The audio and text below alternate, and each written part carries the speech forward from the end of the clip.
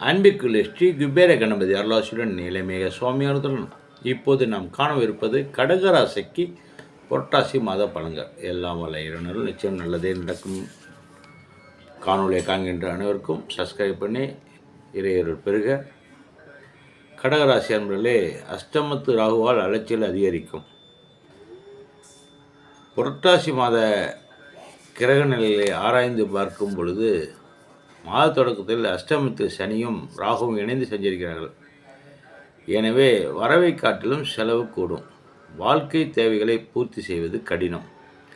எதையும் திட்டமிட்டு செய்ய இயலாது. நண்பர்கள் பகைவர்களாக மாறலாம். நல்ல சந்தர்ப்பங்கள் கைகளில் செல்லக்கூடும்.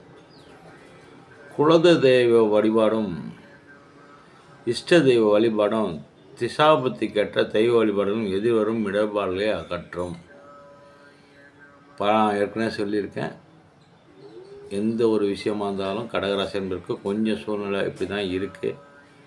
கொஞ்சம் அனுசரித்து போய்க்குங்க. கால சூழ்நிலைகள் கொஞ்சம் மாற்றம் வரும். எதிர்பாராத எதிர்பாருங்கள். கொஞ்சம் கடினமாக தான் இருக்குது. நமக்கு நம்பிக்கையோடு செயல்படுங்க. இறைவனோட அருள் உங்களுக்கு கிடைச்சாதான் இந்த கொஞ்சம் சில காலத்தை ஓட்ட முடியும். பிரச்சனைகளை எதிர்கொண்டு வாழ்வதே கடகராசி என்பவர்களுக்கு வாடிக்கையாகிவிட்டது.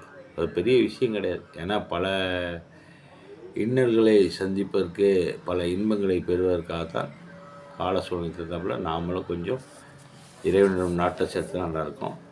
உங்களுக்கு புரட்டாசி 13ஆம் தேதியிலேருந்து புதன் மாறார். துலாம் ராசிக்கு புதன் செல்கிறார். உங்கள் ராசிக்கு 3, 12 ஆகிய இடங்களுக்கு அதிபதியான புதன் இவர் சுகஸ்தானத்தை சஞ்சரிக்கும் பொழுது ஆரோக்கியத்திற்கும் ஆடம்பரத்திற்கும் செலவழிக்கும் சூழல் ஏற்படுற இருக்குது.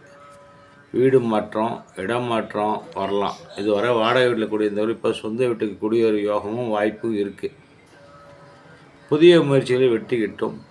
பூர்வீக சொத்துக்களை பங்கீட்டுக்குள் இருந்த பிரச்சனை தீரும். வருமானம் திருப்தி தரும். அதே நேரத்தில் செலவும் இருக்குது. வெளிநாட்டிலிருந்து வர அழைப்புகளை ஏற்றுக்கொள்ளாமல் என்று சிந்திருப்பீர்கள். உங்களுக்கு இப்போ குரு என்ன செய்கிறாருன்னா, புரட்டாசி 22 கடகராசிக்கு குரு செல்கிறார். அதிசார கதியில் அங்கே செல்லும் குரு பகவான் உச்சமும் பெறுகிறார். உங்கள் ராசியிலே குரு உச்சம் பெறுவது யோகம்தான். குரு பார்த்தாலும் சேர்த்தாலும் இல்லத்தில் நல்ல காரியம் நடைபெறும் என்பார்கள். அதனால் அதன் அடிப்படையில் பார்க்கும்பொழுது பலம் பெற்ற குரு உங்கள் ராசியில் சஞ்சரிக்கிற இந்த நேரம் எல்லா வழிகளிலும் நன்மை கிடைக்கும். எதிர்பார்த்தபடியே வருமானம் உயரும். இல்லத்தில் ஒன்றுக்கு மேற்பட்டவர்கள் சம்பாதிக்கும் யோகமும் உண்டு. இழப்புகளை ஈடு செய்வதில் சேரும். தொழில் தொடங்க முடியவில்லை என்று கவலை இருந்து இப்போது மாறும். உயர் அதிகாரியின் பழக்க வழக்கத்தால் சில நல்ல காரியங்களும் நடக்கும் வாய்ப்பு இருக்குது. பொது வாழ்வில் இருப்பவர்களுக்கு பொறுப்புகள் கிடைக்கும். நல்ல போஸ்டிங்ஸ் ஏதாவது கிடைக்கும். மக்களுக்கு சேவை செய்யும் எண்ணம் மேலோங்கும். இந்த காலத்தில் முறையாக வியாழக்கிழமை குரு தட்சிணாமூர்த்தி கவசம் பாடி குரு கவசம் பாடி குரு பகவானை வழிபடுவது சாலச் சிறந்தது. உங்கள் கும்பராசியில் இந்த மாதம் முழுவதும் வக்கரத்தில் இருக்கார் சனி பகவான். எல்லாம் அவன் செயல் என்று நம்பிக்கையோடு செயல்படுங்க. கொஞ்சம் ஜாக்கிரதையாக ஆரம்பத்தில் இருக்குது. அதுக்கப்புறம் கொஞ்சம் ஃப்ரீயாகிடுது. அதுக்கு தகுந்தாப்புல இறைவன் நாடுங்கள், நல்லதே நடக்கும். சுக்கிரனோட நீச்சம் என்னன்னா, புரட்டாசி 24ஆம் தேதி கன்னி ராசி செல்லும் சுக்கிரன் அங்கே நீச்சம் பெறுகிறார். உங்கள் ராசிக்கு 4, 11 ஆகிய இடங்களுக்கு அதிபதியான சுக்கிரன் அவர் வலிமை இழக்கும் பொழுது ஆரோக்கிய தொல்லைகளும் அதனால் மருத்துவ செலவும் ஏற்படுறதுக்கு வாய்ப்பு இருக்குது.